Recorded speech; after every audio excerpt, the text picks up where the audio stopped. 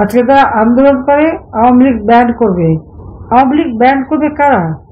কয়েকটা ভাসমান যাদের কোনো অস্তিত্ব ছিল না, ওই ইউএসএর অর্থ, সেই সোরসের অর্থ আর ইউএসএর অর্থ দিয়ে লালিত পালিত এরা আজকে রাজনৈতিক নেতা হয়, রাজনৈতিক দল করে, আবার আওয়ামী লীগকে ব্যান করে, ছাত্রলীগকে ব্যান করে।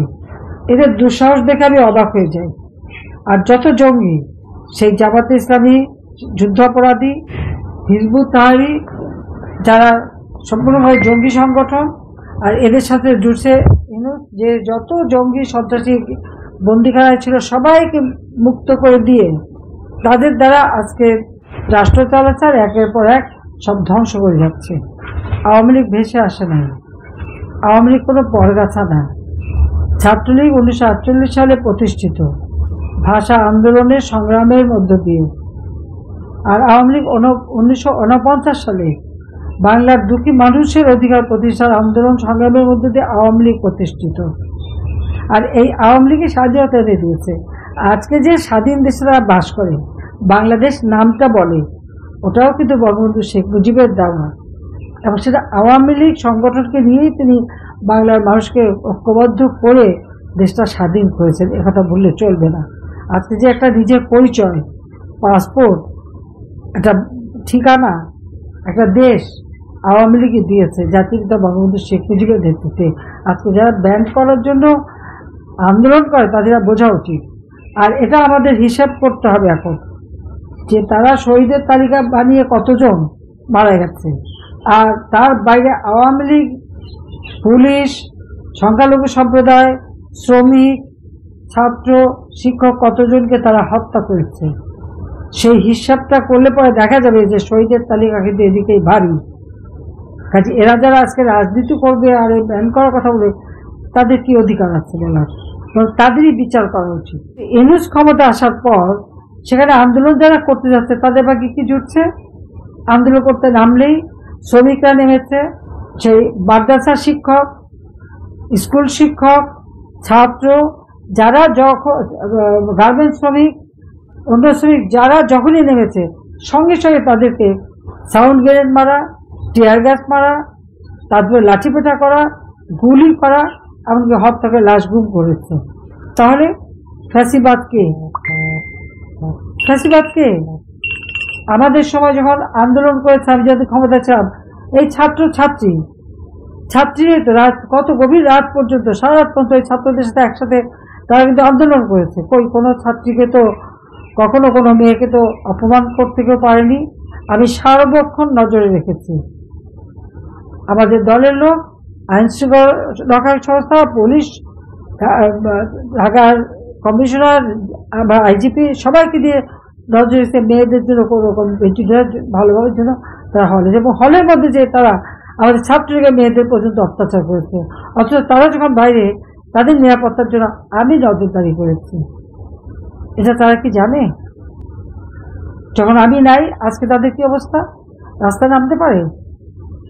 প্রতিনিয়ত তারা নির্যাতিত হচ্ছে, ধর্ষিত হচ্ছে, তাদের অত্যাচার হচ্ছে।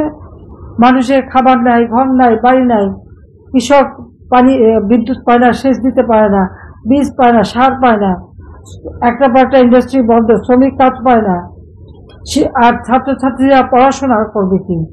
আজকে ছাত্রলীগের ছেলে হলেই তাদের সার্টিফিকেট বাতিল করে, তাদের পড়াশোনা করতে দেবে না। আমি যতদিন ক্ষমতায় ছিলাম, সে ছাত্র শিবির হোক, ছাত্র দল হোক, যে দলেরই হোক, সবাই তো লেখাপড়া করার সুযোগ পেয়েছে, এটা তো অস্বীকার করতে পারবে না। তাহলে স্বেচ্ছাচারী কে? স্বেচ্ছাচারী কে? স্বৈরাচার কে? ফ্যাসিবাদ? তুলনাটা করে দেখলেই কিন্তু সামনে চলে আসে। তাহলে এদেশে ব্যান্ড কে হবে? আওয়ামী লীগ হবে, না যারা এইভাবে খুন করেছে তারা হবে? সেটাই তো আমাদের প্রশ্ন। অবৈধভাবে যারা ক্ষমতা দখল করেছে, যার কোনো সাংবিধানিক ভিত্তি নাই, যে জনগণের ভোটে নির্বাচিত না, জনগণের ম্যান্ডেট নাই, একটা ভাওতাবাজি, ধোকাবাজি করে অন্য দেশের পয়সা দিয়ে দেশের সর্বনাশ করে তারপর ক্ষমতায় উঠেছে, তার কি মেটিকুলাস ডিজাইন করে ক্ষমতা এসেছে। কোনো আন্দোলন না, মেটিকুলাস ডিজাইন, অর্থাৎ সূক্ষ্ম পরিকল্পনা করে একটা অপকর্ম করে আজকে ক্ষমতায় এসেছে। তার হুকুম, সে হুকুমের কি মূল্য আছে, বৈধতা আছে? তার নির্দেশ কি বৈধতা আছে? ওই ইউনূসের কি কোনো বৈধতা আছে, বা তার উপদেষ্টা পরিষদের কোনো বৈধতা আছে? উড়ে এসে জুড়ে বসা, জোর করে ক্ষমতা দখল করা, এটা তো চরমভাবে একটা অনিয়ম। আর সেই অনিয়মের মধ্যে দিয়ে ক্ষমতা এসে আজকে অত্যাচার নির্যাতন চালিয়ে যাচ্ছে। ফ্যাসিবাদ ইউনূস ক্ষমতায় বসে আছে, আর তার হাতে যে কয়েকটা, যাদের নাক টিপলে এখনো দুধ গলে, তারা আবার বড় বড় কথা বলে এবং তারা আওয়ামী লীগের সমালোচনা করে।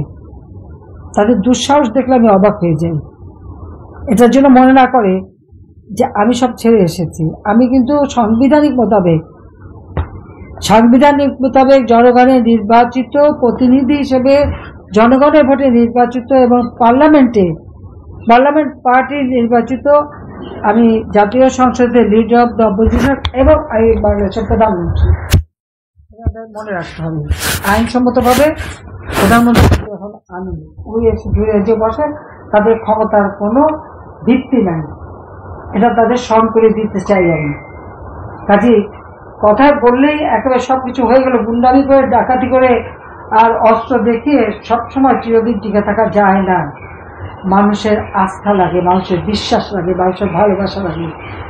যারা মানুষকে বিভ্রান্ত করেছিল, আজকে সেই সাধারণ ছাত্রছাত্রী, আসলে তারা তো বিভ্রান্ত হয়েছে, তাদের তো কোনো দোষ ছিল না, তারা তো আসল জিনিসটা বুঝতে পারেনি। এখন নিশ্চয়ই তারা বুঝতে পারছে। কাজে তাদের মধ্যে আমাদের কিছু নেই। কিন্তু যারা এই ইউনূসের পয়সা খেয়ে এই ধরনের ঘটনা ঘটিয়েছে, তাদেরই বিচার একদিন বাংলা মাটিতে হবে, এবং এটা হবেই হবে। এবং এই ইউনূসবা পার পেয়ে যাবে কোথায়? আন্তর্জাতিকভাবে বাংলাদেশের গরিব দুঃখী মানুষের ক্ষুদ্র ঋণ দিয়ে মোটা অঙ্কের টাকা নিয়ে দেশের টাকা বিদেশে পাচার করে দেশের মানুষকে যে নানাভাবে বিভ্রান্তি করেছিল, আজকে তার চেহারাটাও আন্তর্জাতিকভাবে তার মুখোশও খুলে গেছে।